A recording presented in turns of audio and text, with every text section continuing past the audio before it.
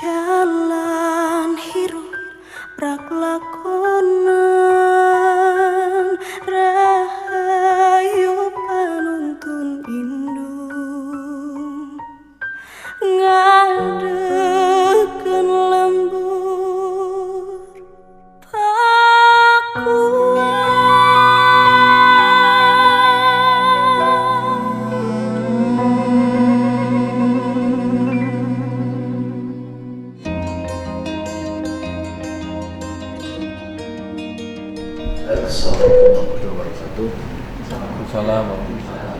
Perkenalkan, saya Ulus Medawan.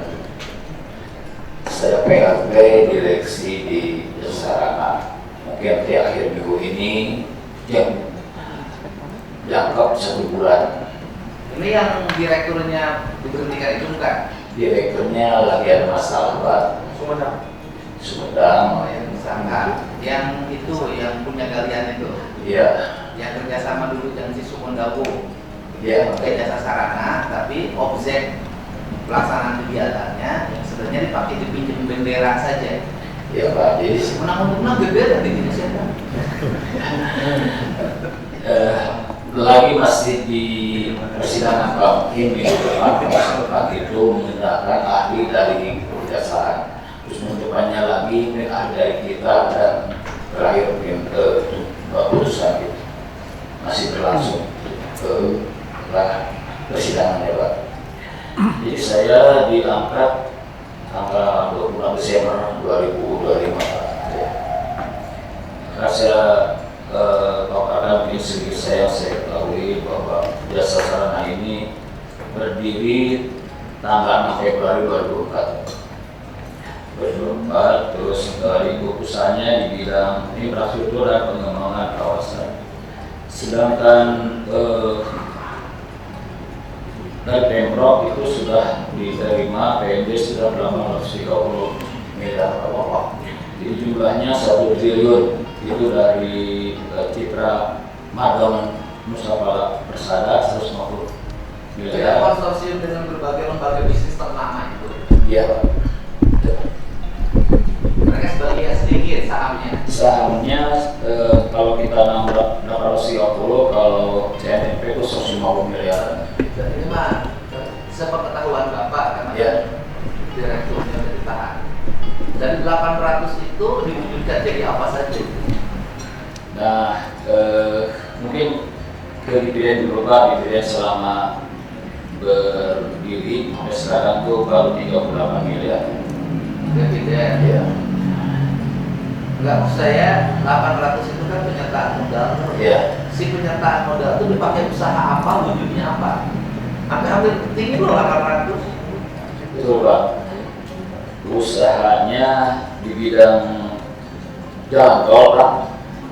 Terus pengolahan sampah yang JBR yang di Nambo itu, terus pengolahan sampah yang di Akusan Jamet jasa Medipet.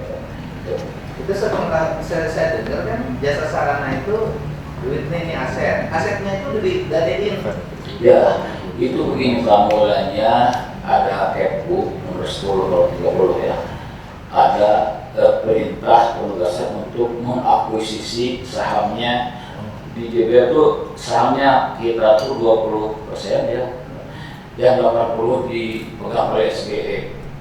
Tapi ada penugasan ini harus diambil nih 180 orang JS penugasan.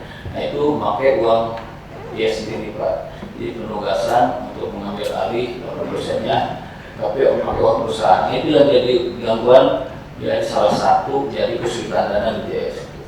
Nah sekarang bisnis deal sekarang itu ada PAS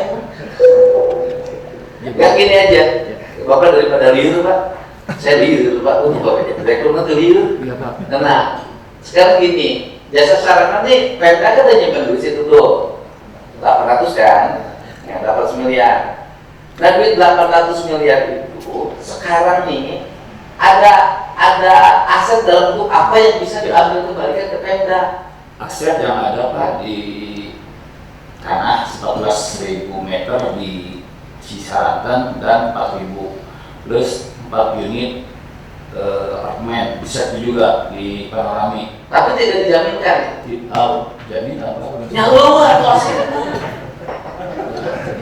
Nah, kalau begitu korupsinya lebih dari ini korupsi terbesar loh di Pemprov Jabar. Jadi utang sampai sekarang itu mungkin 120 juta hampir ini Pak. Ini korupsi terbesar loh, hilangnya loss, penyertaan modal senilai 800 miliar. Ini korupsi terbesar loh. Dan penilaian dari BPKP dengan itu ini mendekati kebangkrutan. Nah itu urusan bangkrut ya. Ya duit kan Pemda nyimpen duitnya Pemprovnya, lewat PPD dong. Makanya kalau dia minta duit ya kan minimal kalaupun bangkrut kan ada aset yang bisa diambil lagi oleh Pemprov, kan biasanya gitu loh. Akhirnya kan Pemprov udah nyimpan 800, aset yang bisa diambil lagi ada nggak? Aset itu kalau dinilai secara pembukaan itu 440-an Pak. Miliar. Ya, Dijaminkan nggak? dijaminkan. Ya Allah. Tapi utangnya 120 juta. Jadi kalau aset ini dijual itu bisa melunasi aset sampai 227. Bisa ada sisa. Tapi itu kalau ini dijual terus masih utang, jadi dari situ kita akan berusaha lagi gitu kan. Ah, gitu. Yang mau hayang begitu. Ya, si direktur yang tersangka ini direktur periode yang keberapa? Periode pertama 19 sampai 21 dan sampai 22 dan 22 sampai 2005. Ini didirikan tahun 2022. Perusahaan ini. Penyertaan modal itu tahun berapa? APBD nyuntikin modal 800 miliar itu. Nah, tahun 2024. 800 miliar disuntikan tahun berapa? Berdiri dari 2004 ya, sampai penyataan barang sampai sekarang tuh udah 130 miliar, cuman ada rinciannya. Pengen nanti si Bapak Bu Menteri Kapolnas di Nah di tahun 2008 itu 726, terus sampai dengan 2017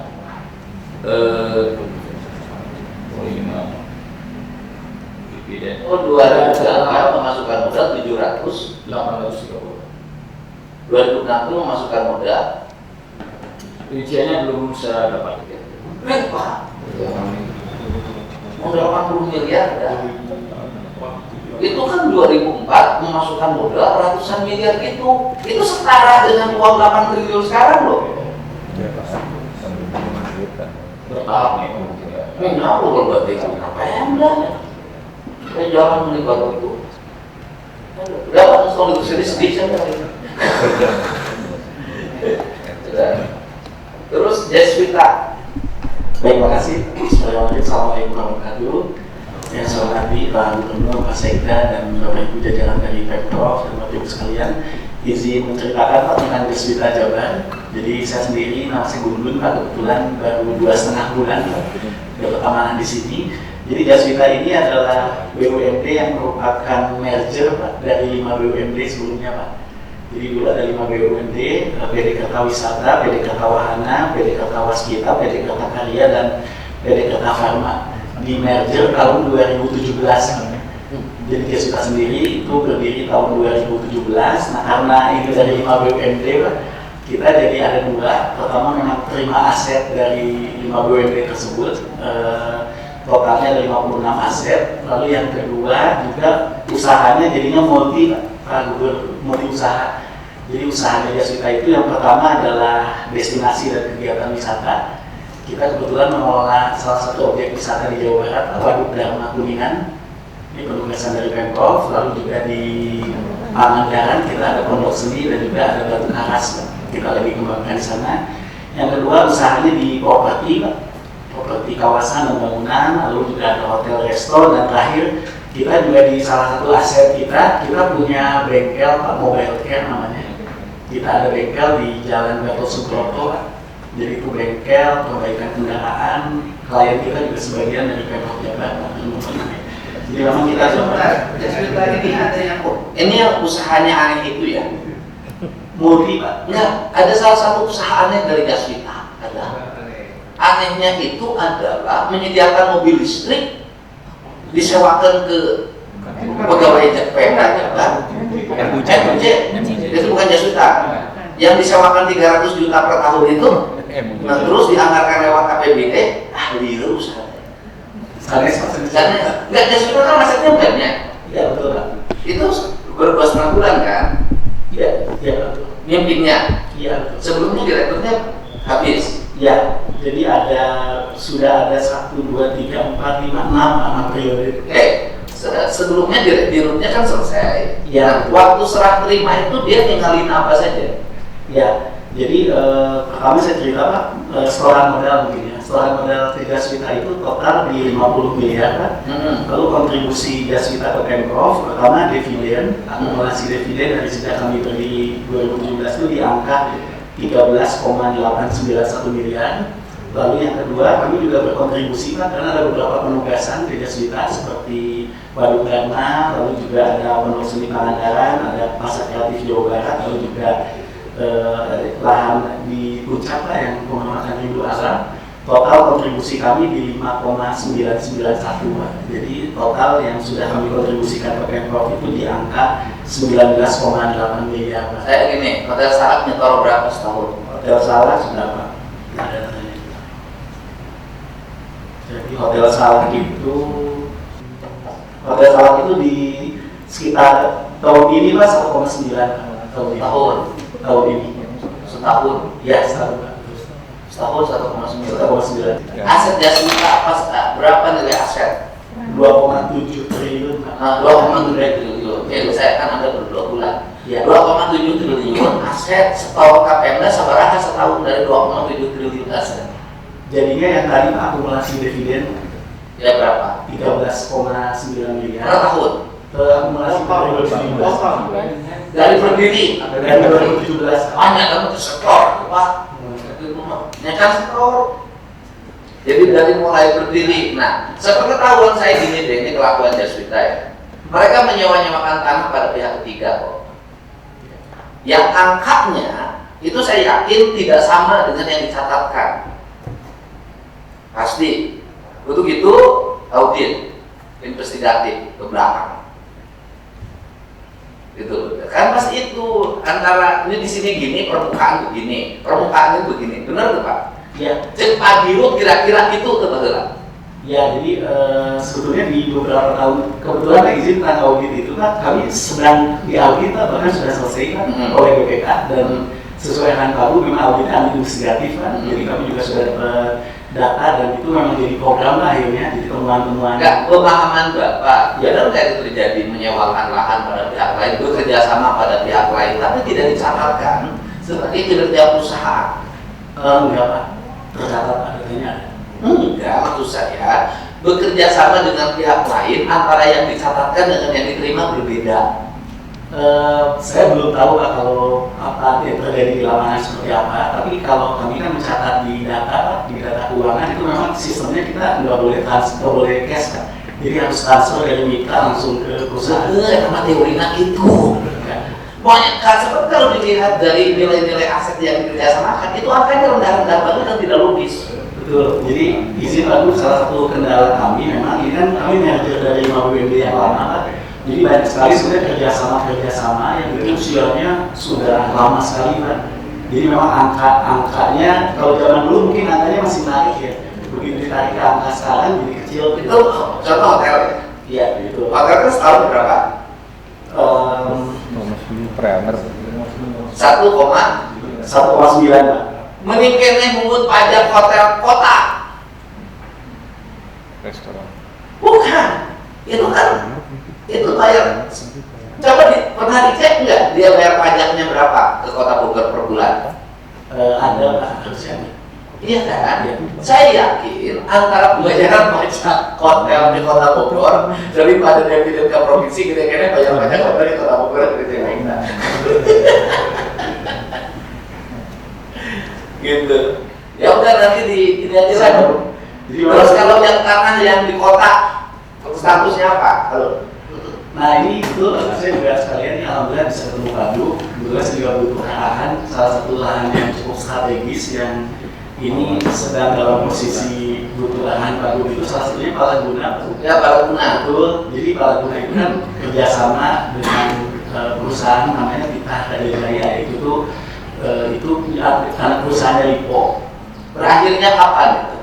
Nah itu di PKS yang lama itu ngambang memang baru tidak ada berat 2000 berapa gitu ya saya. Jadi prinsipnya sih mereka harusnya ngebangun ya, cuma sekarang belum bangun. Nah itu saya butuh arahan baru kalau berkenan gitu bisa bertemu dengan mitranya PT dari Lipo. Itu mau seperti apa? Karena saya butuh kepastian sih kalau memang akhirnya mereka nggak akan membangun ya sudah kita terminasi kerjasamanya mungkin kita mulai babak baru gitu ya. Tapi kalau memang mau membangun ya harapannya bisa segera gitu. Komitmennya mereka 2002 membangun. Kan kita harus lihat dulu perjanjiannya seperti apa, Ya.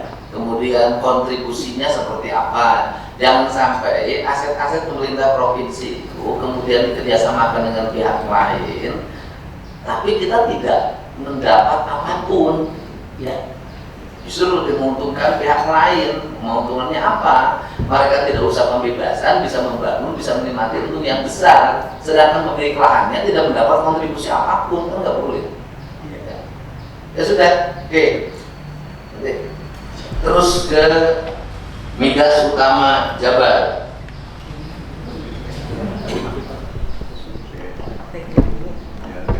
Ya, FUJT ini saya belum tahu. TGR dulu Pak. Ya, ya FUJ. TGR Hah? Tirta Jabar kalau Ya,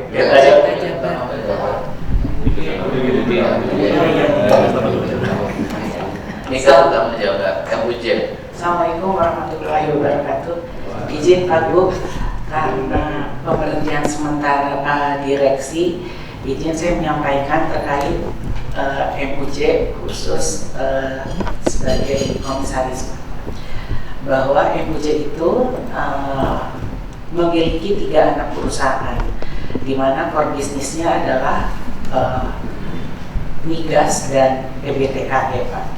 Jadi 3 anak perusahaan ini adalah MUJ khusus pengelolaan WKWNWJ dengan PI 10%-nya, NMM yaitu isi engineering performance konstruksi. NMM ini diberikan sebagai istilahnya harusnya dia menjadi kontraktor karena adanya PI 10%. Nah untuk MUJI ini khusus seperti CNG, LNG, EBTKE dan manajemen energi serta KSO lapangan migas. Sejauh ini untuk MUJ pendapatannya 75% dari PI. Kalau kita akumulasikan sejak tahun 2018 telah terkumpul PI sampai dengan semester 1 2025 itu adalah 864M. Dari 864M itu kita sudah memberikan dividen ke Pemprov 330M, adapun penyertaan modal dari Pemprov 35M. Izin juga menyampaikan bahwa kita memiliki aset sebesar 411M, tapi yang paling besar itu terdapat dari aset lancar khususnya piutang usaha yang sekarang izin mungkin Pak Gub sudah masuk pada tingkat pengadilan. Kita coba mengambil piutang usaha totali 75,5 M dari SDI dan umran 39,9 M. Secara umum itu Pak dari MUJ, dan untuk tahun 2026 sesuai RKP yang kemarin sudah disetujui akan memberikan